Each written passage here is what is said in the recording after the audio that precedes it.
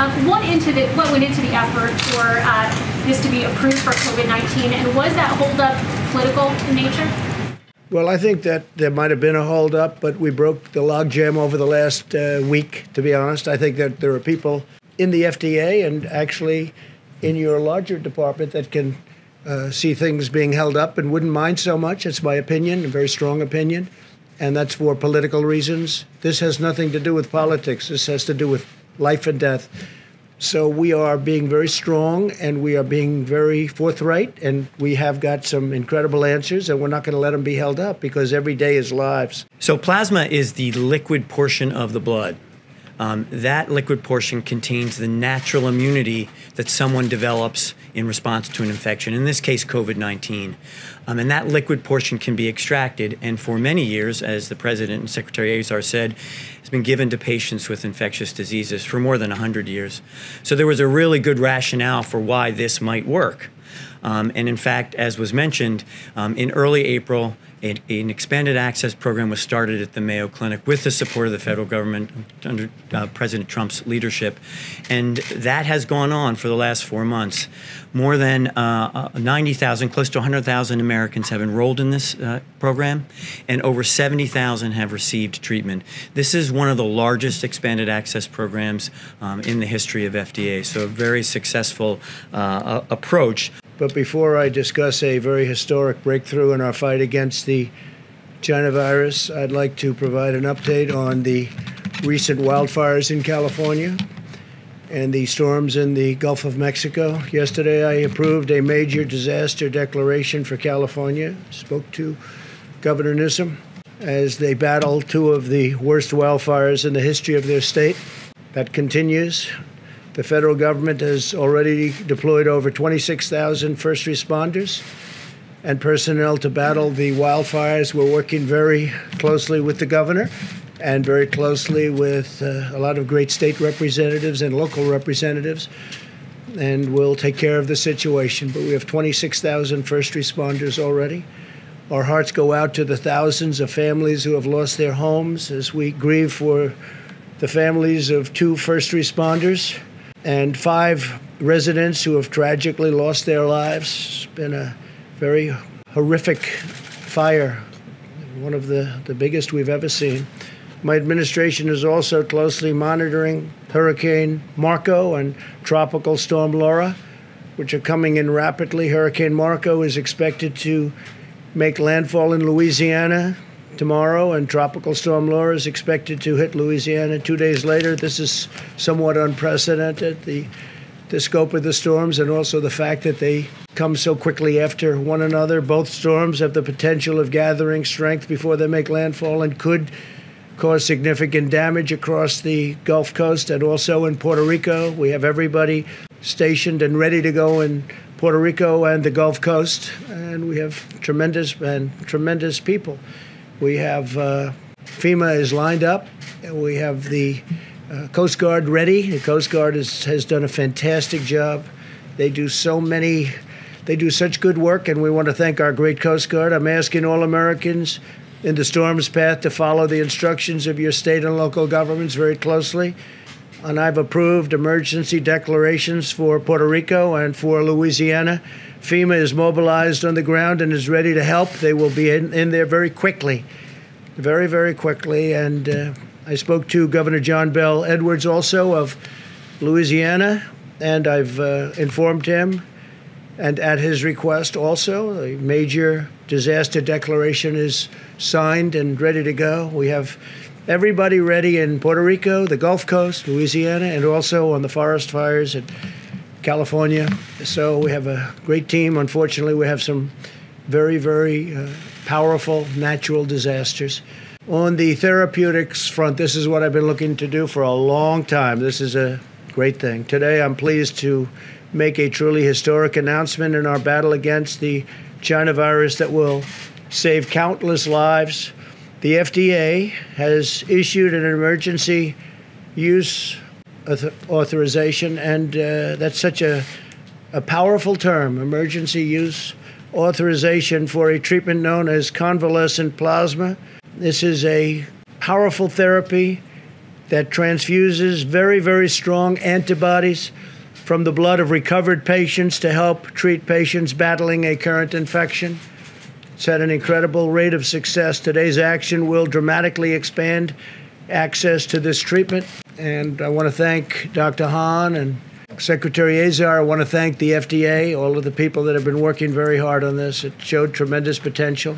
This is the only possible, and it's only made possible because of Operation Warp Speed. That is, everybody working together. We're years ahead of approvals we would be if we went by the speed levels of past administration. We'd be 2 years, 3 years behind where we are today. And that includes in vaccines that you'll be hearing about very soon, very shortly. To deliver treatments and vaccine to save lives, we're removing unnecessary barriers and delays, not by cutting corners, but by marshaling the full power of the federal government. We provided $48 million to fund the Mayo Clinic study that tested the efficacy of convalescent plasma for patients with the virus. Through this study, over 100,000 Americans have already enrolled to receive this treatment, and it has proven to reduce mortality by 35%. It's a tremendous number. The FDA, MIT, Harvard, and Mount Sinai Hospital have also found convalescent plasma to be a very effective method of fighting this horrible disease. Based on the science and the data, the FDA has made the independent determination that the treatment is safe and very effective. Recently, we provided up to $270 million to the American Red Cross and America's Blood Centers to support the collection of up to 360,000 units of plasma. In late July, we launched a nationwide campaign to ask patients who have recovered, and these are patients that have been incredible the way they've donated. But these are people recovered from the virus to donate plasma. Since then, weekly plasma donations have doubled. And today, I once again urge all Americans who have recovered from the virus to go to coronavirus.gov and sign up and donate plasma today, please. It's been really an incredible people. The country has united so strongly behind this, and I'll go over the numbers, but if you look at what's happened and the success that we've had that people don't talk about, the United States has experienced the lowest case fatality rate of any major country in the world. You don't hear that.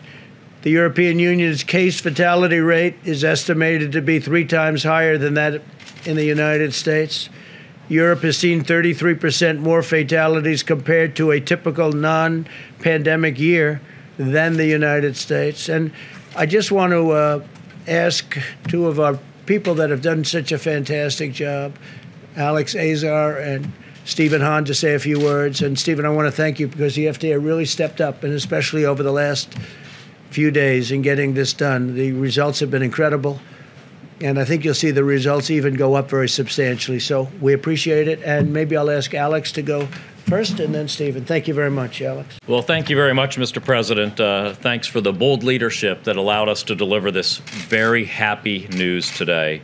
Thanks to your all of America approach, America has done more than any other country to expand the arsenal that we have to battle COVID-19. And thanks to early efforts by your administration, Americans have broader access to these treatments, including convalescent plasma, than patients anywhere else in the world. In early April, early in our fight against COVID-19, the FDA, BARDA, the Mayo Clinic, and other partners sprang into action to set up an expanded access protocol for this promising treatment. President Trump is the right-to-try president, and he's fought hard to ensure that Americans can have access to promising COVID-19 treatments. Convalescent plasma has been a tried and true therapeutic method in prior outbreaks, but the president wanted to ensure that we develop the data to support its use, and this FDA authorization is one result of that effort. The data we gathered suggests that patients who were treated early in their disease course, within 3 days of being diagnosed, with plasma containing high levels of antibodies, benefited the most from treatment. We saw about a 35% better survival in the patients who benefited most from the treatment, which were patients under 80 who were not on artificial respiration. I just want to emphasize this point because I don't want you to gloss over this number. We dream in drug development of something like a 35% mortality reduction. This is a major advance in the treatment of patients. This is a major advance. Convalescent plasma is one new tool that we've added to our arsenal against COVID-19, alongside remdesivir, steroids, and a number of other promising options currently being studied. Because of the President's Operation Warp Speed, we expect to have other new results and new options reaching patients as soon as this fall. Operation Warp Speed is supporting experimental therapeutics all the way through to manufacturing, so that if they meet FDA's gold standard for safety and efficacy, they can begin reaching patients without a day wasted. Americans who have tested positive for and recovered from COVID-19 can go to coronavirus.gov to find out a quick, convenient way to play a potentially life-saving role in our fight. Know if you donate plasma, you could save a life. We've also provided guidance so healthcare providers can contact patients who have recovered from COVID-19 and give them information on how they can donate. So thank you again, Mr. President, for supporting this remarkable progress against COVID-19. And I want to thank Dr. Hahn, Dr. Marks, and the entire team at the FDA for the speed with which they've approached this, the diligence to ensure that this meets the standards at FDA. And I'll turn it over to Dr. Hahn, if that's okay, Mr. President. Thank you, Mr. President, for your leadership. It's good to be here today to announce FDA's recent decision. From the beginning of this pandemic, the President has asked FDA to cut back red tape to try to speed medical products into the hands of providers, patients, and American consumers.